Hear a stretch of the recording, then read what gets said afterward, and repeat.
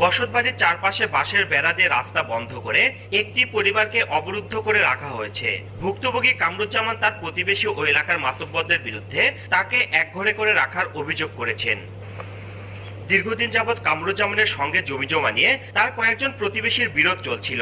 এই ঘটনাকে কেন্দ্র করে এলাকায় সালিশ বসে অভিযুক্ত প্রতিবেশী সহ মাতব্বররা কামরুজ্জামানের অবর্তমানে তার বাড়ির চারপাশে বেড়া দিয়ে পুরো পরিবারকে অবরুদ্ধ করে রাখে। শুধু তাই নয়, ঘরোয়া সালিশে তাকে সমাজচ্যুত করে একঘরে করে রাখার সিদ্ধান্ত দেন মাতব্বররা। এমনকি এই পরিবারের লোকজনের সঙ্গে এলাকার কেউ কথা বললে ও চলাফেরা বা যোগাযোগ রাখলে তাকে গুনতে হবে 5,000 টাকা জরিমানা।